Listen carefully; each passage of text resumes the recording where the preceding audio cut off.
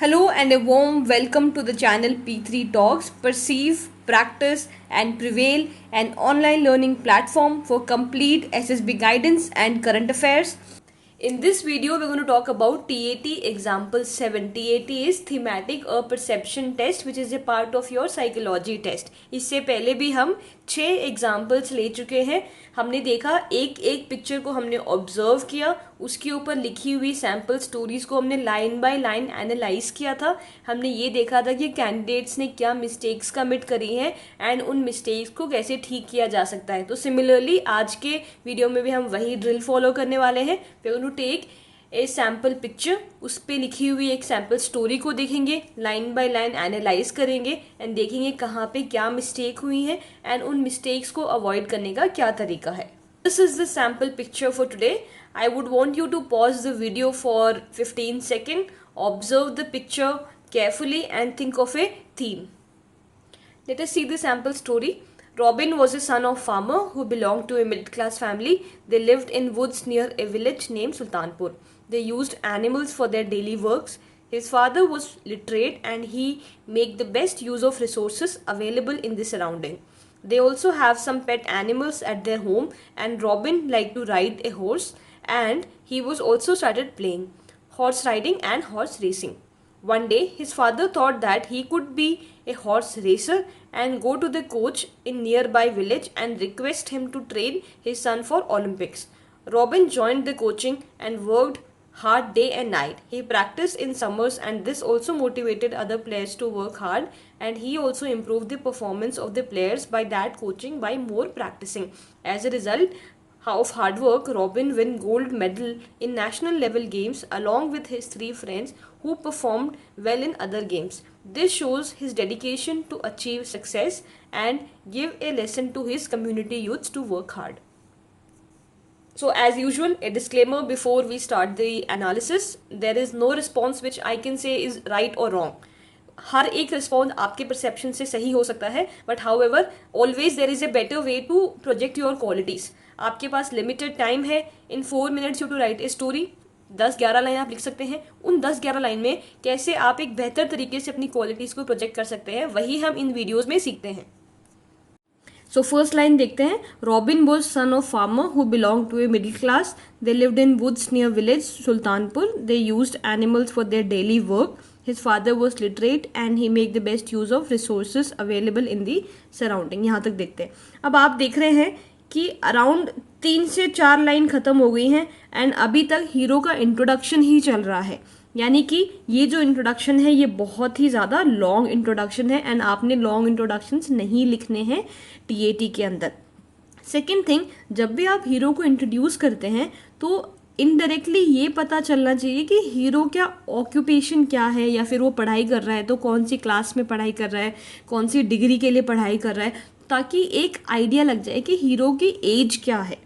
तो इससे ये पता चलेगा कि आपने ठीक से एज को ऑब्जर्व किया या नहीं किया. बट यहाँ पे जो इंट्रोडक्शन में आपने फर्स्ट लाइन लिखी है, that is Robin was a son of farmer. This is not a very good idea to introduce your hero. अब आप सोचिए, जब आपका इंट्रोडक्शन कोई ऐसे देगा कि so and so person is son of so and so person, तो ये आपका कोई इंट्रोडक्शन नहीं हुआ, right. So I would always say कि आपने एक बेटर इंट्रोडक्शन देना है.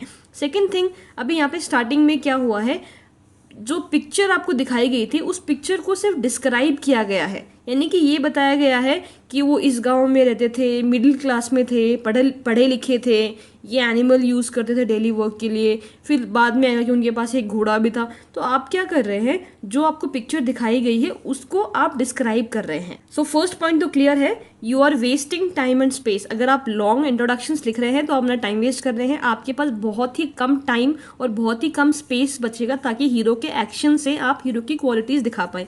सेकेंड पॉइंट है आपका कि जो पिक्चर है उसको डिस्क्राइब किया गया है, और एक 5th क्लास का बच्चा जो होगा वो भी इस पिक्चर को देख के वही डिस्क्राइब करेगा जो आपने डिस्क्राइब किया हुआ है. एक बार पिक्चर को फिर से ध्यान से देखिए. इस पिक्चर को आप, आई वुड से, do this exercise at home. आप अपने किसी कज़न को या फिर आसपास में कोई बच्चा रहता हो उसको पिक्चर दिखाइए एंड उससे बोलिए कि आपको क्या लग रहा है, यहाँ पे क्या हो रहा है. He would also make a story. अभी जिस तरीके से ये जो स्टोरी को यहाँ पे डिस्क्राइब किया गया है उससे ये पता चलता है कि आपकी इंग्लिश ठीक ठाक है, आप स्टोरीज लिख लेते हैं, बट आप में क्या क्वालिटीज़ है वो यहाँ पे डिपिक्ट नहीं हो रही हैं. थर्ड पॉइंट, आप फटाफट पिक्चर को देखने के बाद उससे एक थीम उठा लीजिए एंड थीम उठाने के बाद अपना इमेजिनेशन यूज़ करके आप स्टोरीज़ को लिखिए, ना कि आपने पिक्चर को डिस्क्राइब करना है ऐसा का ऐसा, क्योंकि अगर आप पिक्चर को डिस्क्राइब कर रहे हैं it will show that you have lack of imagination, you are writing what you have observe, तो वो नहीं लिखना है, आपने अपनी इमेजिनेशन से स्टोरी क्रिएट करनी है।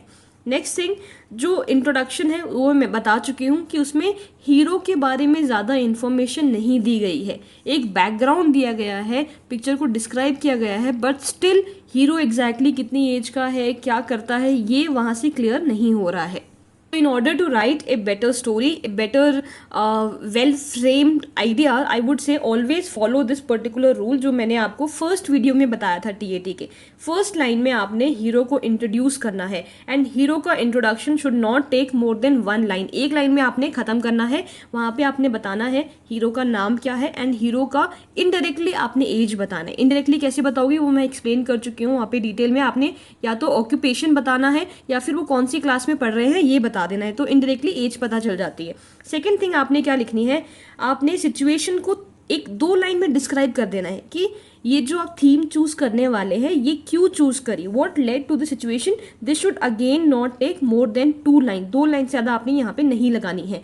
आगे आपका नेक्स्ट इंपॉर्टेंट पार्ट आता है कि आपने सिचुएशन को हैंडल करना स्टार्ट करना है, वहाँ पे आएंगे आपके actions. Here you will not right more than 6 action, 6 चीज़ें आपने करनी है कि ये जो सिचुएशन है इसको हैंडल करने के लिए हीरो ने एक्चुअली में क्या किया। तो this is the most important part कि एक्चुअल में आप ग्राउंड लेवल पे मेहनत क्या कर रहे हैं, काम क्या कर रहे हैं, क्योंकि क्वालिटीज तो आपकी वहीं से शो होंगी, राइट। लास्ट में आपने 2 लाइन लिखनी है कि आउटकम क्या है, फाइनल आउटकम क्या है, एंड जो फाइनल आउटकम है वो आपका मैच करना चाहिए कि आप सिचुएशन क्या लेके चले थे, आपने क्या बोला था यहाँ पे कि थीम क्या होने वाली है, लास्ट में आपने वही अकम्प्लिश करना है। Again this should not take more than 2 line, तो ये रूल आप फॉलो करेंगे 1 2 6 2 का, तो obviously you will be able to write a perfect story. They also have some pet animals at their home and Robin liked to ride a horse and he was also started playing horse riding and other racing। तो आप देख सकते हैं अभी 5वीं line तक हम पहुंच चुके हैं, बट स्टिल अभी तक ये क्लियर नहीं हुआ है कि हमारी जो स्टोरी है उसका थीम क्या होने वाला है। एंड होना क्या चाहिए, आपने 3rd लाइन में क्लियर कर देना चाहिए कि आपकी जो स्टोरी है उसका थीम क्या होना चाहिए, ताकि आपके पास ज़्यादा स्टेप्स बचे, ज़्यादा टाइम बचे, ताकि आप एक्शंस लिख पाएँ।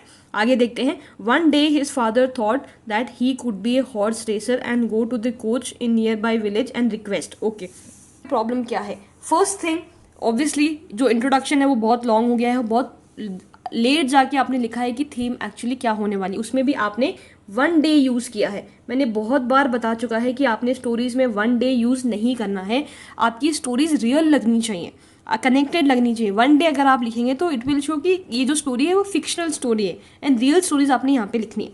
सेकंड थिंग कि फादर को यहाँ पे क्यों बोलना पड़ रहा है कि आपको हॉर्स रेसिंग में जाना चाहिए या ओलंपिक्स में जाना चाहिए and all of that. You should be the person, hero should be the person who should decide for himself कि उसे क्या करना चाहिए। आप देख सकते हैं यहाँ पे लिखा हुआ है कि 1 day his father thought that he could be a horse racer and go to the coach in nearby village. यहाँ पे हीरो का एक्शन होना चाहिए। इसका मतलब ये है कि जो हीरो है उसमें जो इनिशिएटिव वाली क्वालिटीज़ हैं वो बहुत ही कम है। अब यहाँ पे आप एक चीज़ प्लीज़ ध्यान रखिए कि ऐसा कोई ज़रूरी नहीं है कि अगर आपने स्टोरी में ऐसा लिखा है तो आप में इनिशिएटिव क्वालिटी नहीं है। मैं बस यहाँ पे गेस कर रही हूँ। सिमिलरली साइकोलॉजिस्ट आपके वहाँ पे गेस करेंगे कि शायद इसमें ये क्वालिटीज़ नहीं है। एंड सिमिलर चीज़ें आप सारी स्टोरीज में अगर आप ऐसी ही चीज़ें लिख रहे हैं, प्रैक्टिकल चीज़ें नहीं लिख रहे, इनिशिएटिव्स नहीं लिख रहे हैं, तो उनको कहीं ना कहीं कंफर्म हो जाएगा कि this person does not take initiative. However based on 1 story ना आपका सिलेक्शन होने वाला है, ना आप रिजेक्ट होने वाले हो।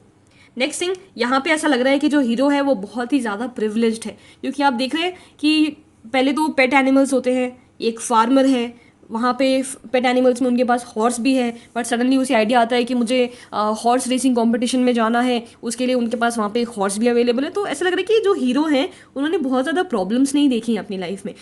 इसीलिए ये जो स्टोरी लिखी गई है वो थोड़ी सी विशफुल तरीके से लिखी गई है कि आगे जो होने वाला है उसका बैकग्राउंड आपने स्टोरी में क्रिएट कर दिया कि क्योंकि उसे हॉर्स रेसिंग के लिए ओलंपिक्स में जाना है तो हाँ उसके घर पे ही हॉर्स अवेलेबल है और हाँ उसके साइड वाले जो विलेज है वहाँ पे ही उसको प्रैक्टिस के लिए भी भेज दिया। तो आप ऐसे अपने जो प्रॉब्लम्स हैं उनको थोड़ा सा प्रैक्टिकली सॉल्व करिए, ऐसे नहीं कि स्टोरी में आपका जो मर्जी आए आपने लिख दिया। ये वो हमारे बचपन वाली शक्ल पे बुम बुम वाली पेंसिल नहीं है कि हम जो लिख देंगे वो आ जाएगा। You have to deal with the reality. Next सोचने वाली बात यहाँ पे ये है, जनरली जो फार्मर्स होते हैं, I would say, I am not saying कि all of them are like this, but most of them are like कि वो अपने बच्चों को कम से कम ओलंपिक्स में तो नहीं भेजना चाहते हैं। दे वुड वांट कि या तो वो एक गवर्नमेंट जॉब पकड़े या फिर कोई एक रेस्पेक्टेबल ऑफिसर वाली जॉब या आर्मी, एयरफोर्स, नेवी, इन सब में जाएं। बहुत ही रेयरली ऐसा होता है कि वो ओलंपिक्स में अपने बच्चों को भेजना चाहते हैं। एंड हाउएवर इंडिया में तो वैसे भी कम ही लोग होते हैं जो स्पोर्ट्स की तरफ इतना अट्रैक्टेड होते हैं। तो यहाँ पे ये जो चीज़ लिखी गई है कि his father was a farmer, पढ़ा लिखा फार्मर था, and he wanted his son to go to Olympics, ये थोड़ा सा इम्प्रैक्टिकल लग रहा है यहाँ पे। Next line, and request him to train his son for Olympics, तो बाजू वाले गांव में ही ओलंपिक्स की ट्रेनिंग के लिए भेज दिया। बट फर्स्ट थिंग यहाँ पे ये है कि हॉर्स रेसिंग के लिए कोई भी आज की डेट में ओलंपिक्स में कोई ऐसा इवेंट होता नहीं है। But however that is not a big issue, बहुत सारे लोगों को पता नहीं होता है कि ओलंपिक्स में हॉर्स रेसिंग होता है या नहीं होता है। So next, Robin joined the coaching and worked hard day and night. He practiced in summers and this also motivated other players to work hard and he also improved the performance of the players of that coaching. अब यहाँ पे ध्यान से पढ़ो क्या लिखा गया है कि उसने समर्स में प्रैक्टिस किया, समर्स में प्रैक्टिस किया, इसको देख के अदर प्लेयर्स मोटिवेट हो गए। अब यहाँ पे क्लैरिटी नहीं है कि एक्चुअल में हो क्या रहा है। एंड देन आगे ये भी लिखते हैं कि he also improve the performance of the players of that coaching. अब आप एक बात बताइए, आप अपनी वहाँ पे कोचिंग लेने के लिए गए हैं या फिर आप दूसरों की जो परफॉर्मेंस है उसको इम्प्रूव करने के लिए गए हैं। हाउएवर अगर आप ऑलरेडी एक ऐसी पोजीशन पे पहुंच चुके हो जहाँ पे आप लोगों को गाइडेंस दे सकते हो तो that is a different thing. But just by writing कि हाँ उसने समर्स में प्रैक्टिस करी तो लोग भी मोटिवेट हो गए, थोड़ा सा इम्प्रैक्टिकल लग रहा है। और the person has no idea how to get in to Olympics. First thing ये भी है यहाँ पे कि आप डायरेक्टली ओलंपिक्स की तैयारी कर रहे हैं, ओलंपिक्स में जाने के लिए कितने पापड़ बेलने पड़ते हैं इस बंदे को रियलिटी का कोई आइडिया नहीं है। And directly he is writing कि गांव का बच्चा है, बाजू वाले गांव में प्रैक्टिस करके ओलंपिक्स पहुंच जाता है। This is highly impractical. पहले आप ये लिखते कि चलिए उसने स्कूल लेवल पे करा, then may be he reach district level, may be national level, then may be हम सोच सकते हैं कि वो इंटरनेशनल लेवल पे खेलेगा। तो you have to deal with the reality in your stories. Next thing, after joining the coaching he forgot the main aim. Main aim क्या था कि ओलंपिक्स की तैयारी करनी है, बट यहाँ पे करने क्या लग गया, he practice in summers and this also motivated other players, और उनको वो सुधारने में लग गया। एंड उसने ओलंपिक्स में उसने जीतने के लिए क्या किया उसके बारे में कुछ भी नहीं लिखा हुआ है यहाँ पे, बल्कि आपके पास एक अपॉर्चुनिटी हो सकता था कि how he with his determination, how he practice day and night, क्या क्या किया उसने प्रैक्टिस में और क्या क्या उसने टैक्ट्स के बारे में पता किया, तो वो लिखते तो ऑब्वियसली यहाँ पे ज़्यादा अच्छा होता। आगे बढ़ते हैं। As a result of hard work Robin won gold medal in national level games. हमने स्टार्ट किससे किया था, स्टार्टिंग में क्या बोला, किसकी तैयारी कर रहे हैं, ओलंपिक्स, बट यहाँ आते आते क्या हो गया, नेशनल गेम्स हो गया। तो ये एक मिसमैच हो गया कि आपने थीम क्या चूज़ करी, आप करने क्या निकले थे और लास्ट में आप कर क्या रहे हो। इसीलिए मैंने बताया कि आप वो रूल फॉलो करिए जो मैंने आपको बताया, 1 2 6 2। फर्स्ट लाइन इंट्रोडक्शन, 2 लाइन की एक्चुअल में क्या हुआ, सिचुएशन क्या है, यहाँ पे आप लिखिए एक्शंस, एंड लास्ट में फाइनल आउटकम क्या है। एंड ये प्लीज मत भूलिएगा कि जो फाइनल आउटकम है it has to match with the situation as well. यहाँ पे सिचुएशन क्या थी, ओलंपिक्स, एंड यहाँ पे लास्ट में क्या लिख रहे हैं कि उन्होंने गोल्ड मेडल कहाँ पे जीता, national level games, along with his 3 friends who perform well in other game. अब यहाँ पे ये दोस्त कहाँ से आ गए पता नहीं, ये कौन से दोस्त थे, वी हैव नो आइडिया। पूरी स्टोरी में उनका कोई ज़्यादा जिक्र नहीं था, बट लास्ट में वो भी अच्छा परफॉर्म करते हैं। अगेन अपने हिसाब से जो मर्जी आ रहा है लिखे जा रहे हैं, कोई उनका कनेक्शन नहीं है पिछले वाली चीज़ों से। तो इसमें देख लेते हैं। First, he started with Olympics and ended on national, ये हमने देख लिया है। Second, how did his friends come in picture, ये भी हमने देख लिया कि पहले जो फ्रेंड्स हैं इनका कोई जिक्र नहीं था, बट अचानक से अभी फ्रेंड्स आ गए हैं। Third, at the end, don't write what your story shows. Let the assessor decide that. Yes, this is very very important point. अब आप लास्ट की एक लाइन पढ़िए. This shows that his dedication to achieve success and give lesson to his community youths to work hard. अब यहाँ पे आप hero के बारे में क्या क्वालिटीज़ आप शो करना चाहते हैं वो लिखिए मत डायरेक्टली. डोंट शो कि इस स्टोरी से ये पता चल रहा है कि मेरा हीरो जो है वो डेडिकेटेड है and motivating and this and that. Let the assessor decide कि आपने जो स्टोरी लिखी है उससे असेसर को क्या पता चल रहा है. Don't write, don't waste it. In fact आपको यहाँ पे ये लिखना था कि जो आप काम करने के लिए चले थे वो आपने किया या नहीं किया वो लिखिए. Plus you can add how did you feel after achieving that, वो लिख सकते हो. इसके अलावा आप ये लिख सकते हो that everybody was proud of you. That is fine.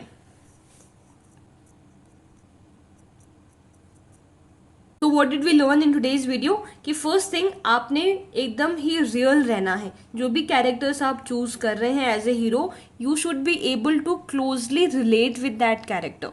अब यहाँ पे जो सैम्पल स्टोरी हमने ली थी वो एक ऐसे कैंडिडेट की है जो ऑलरेडी आर्मी में है and he is applying for ACC entry. तो उनके पास तो डेफिनेटली बहुत सारे ऐसे इंसिडेंट्स हुए होंगे जहाँ से वो इस पिक्चर का रिलेट कर सकते हैं. उन्होंने अपनी कंपनी में, अपनी यूनिट में देखा होगा कि काफ़ी सारे लोग हॉर्स राइडिंग करते हैं. उन्होंने खुद भी करी होगी, हॉर्स रेसिंग के कंपटीशन भी देखे होंगे. तो उसके बारे में अगर वो लिखते कि कैसे प्रैक्टिस किया, कैसे अपनी कंपनी को जिताया एंड ऑल ऑफ दैट, तो वो एक रियल स्टोरी होता.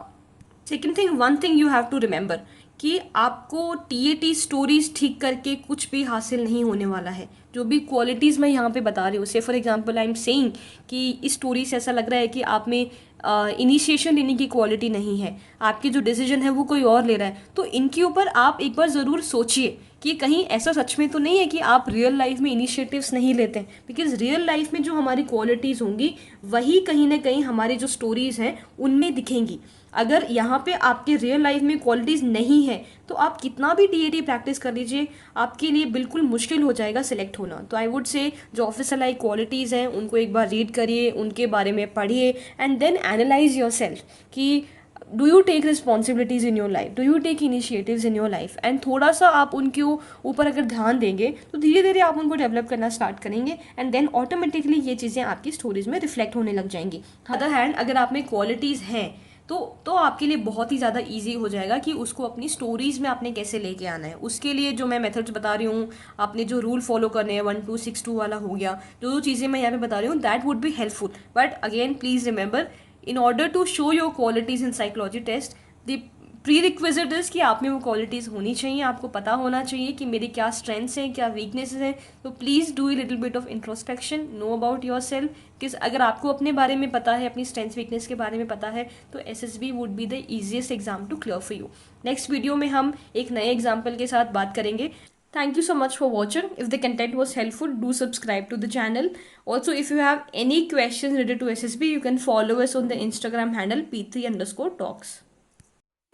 तू चलता चल, तू चलता चल, तू चलता चल.